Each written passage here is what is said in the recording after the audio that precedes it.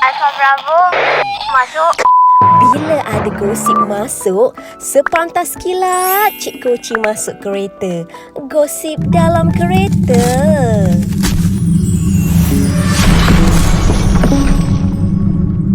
Kena like dan share tau. Assalamualaikum dan hola semua. Selamat datang ke Cik Koci Channel. Jom. Hari ni kita nak cerita mengenai spesies rare ni. Namron tak nak kahwin banyak. Ini masalah lelaki yang dia hadapi. Masalah apa tu guys? Okay, jom kita tengok. Sejak kebelakangan ini, isu suami berkahwin dua menjadi bualan hangat di media sosial dalam kalangan warganet. Tidak ketinggalan pelakon Namron turut berkongsi pengalamannya pernah didekati oleh wanita lain ketika berhubungan dengan isterinya. Mengulas lanjut, Namron menegaskan bahawa dirinya tidak gemar untuk memiliki dua wanita dalam hidupnya. Kerana apa? Nak tahu kenapa? Katanya, kerana dia akui tidak mampu. Sekaligus Namron menyangkal ayat yang menyatakan lelaki semua sama. Kata Namron, sekarang kan banyak isu yang orang kata lelaki ni semua sama saja. Kalau nak bermadu, semua lelaki suka.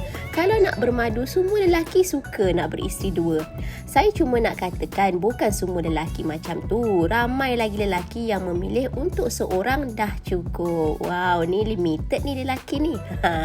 Dan dia kata saya salah seorang yang macam tu sebab saya rasa saya tak mampu untuk ada dua orang dalam hidup saya. Seorang tu dah cukup dah untuk saya dan tak perlu ada dua orang. Itu pandangan peribadi saya, kata Namron kepada Extra.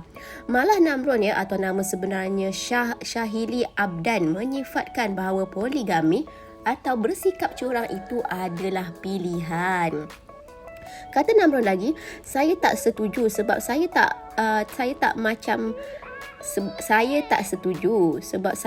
tak setuju dan benda ini semua adalah pilihan kita. Okay. Dia kata ada orang dia nak macam tu, iaitu poligami lah. Mungkin dia ada sebab dia. Bagi saya tiada sebab untuk saya ada dua atau tiga atau empat orang isteri, ujar Namron. Dan ketika ditemui di majlis sidang media dan pelancaran trailer filem Pulau baru-baru ini, pendiriannya tersebut adalah disebabkan pengalaman yang dilaluinya di mana berdepan dengan penceraian ibu dan bapanya sejak kecil. Oh, begitu rupanya. Kiranya Namron ni ada sejarah Kata Namron lagi, mungkin saya ada sejarah hubungan ibu bapa saya bercerai waktu saya kecil lagi. Krisis rumah tangga diorang berpisah dan saya hidup dalam family yang macam tu. Jadi saya hidup dengan mak saya sebab tak dapat kasih sayang daripada seorang ayah.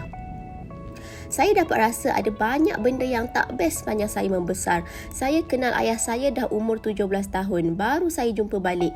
Itu pun sebab saya pergi cari dan sepanjang saya membesar, saya tak dapat kasih sayang, perhatian dan tak faham apa itu kasih sayang seorang ayah. Sampai saya nak berkahwin, nak ada anak pun saya takut. Mampukah saya nak jadi seorang ayah? Sebab saya tak ada ilmu dan tak ada contoh untuk saya belajar. Jelas Namron. Faham kan? Sebab dia tak ada ayah, jadi dia tak tahu bagaimana untuk menjadi ayah tu. Dan sehubungan itu, Namron menganggap isterinya itu adalah kurniaan Allah atas doa yang dimintanya dan berjanji akan menjaga isterinya sebaik mungkin. Kata Namron lagi, saya dapat isteri saya ni Allah bagi sebab saya minta. Saya ada teman wanita tapi putus, asyik tak serasi je dengan perempuan. Sampai saya minta setiap kali solat untuk bagilah aku seorang perempuan yang mana aku sayang dan cinta dia serta dia juga sama. Minta betul-betul sampai menangis saya minta.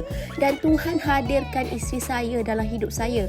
Saya memang nampak bahawa ini adalah pemberian Allah pada saya sebab saya berjanji kalau saya dapat seorang perempuan seperti yang diminta, saya akan menjaga dia, tak akan tinggalkan dia, akan jaga sebaik-baiknya, kongsi Namron lagi. Wow, tahniah pada Namron, hebat dia. Sangat-sangat menghargai isteri pertamanya. So boleh jadi contoh kepada anda di luar sana. Dari subuh, Cik Koci bagi gosip terbaik semestinya dalam kereta. Terkadang mengejutkan. Sampailah ke malam. Jangan kedekut like dan share tau. #Sepantas Kilat.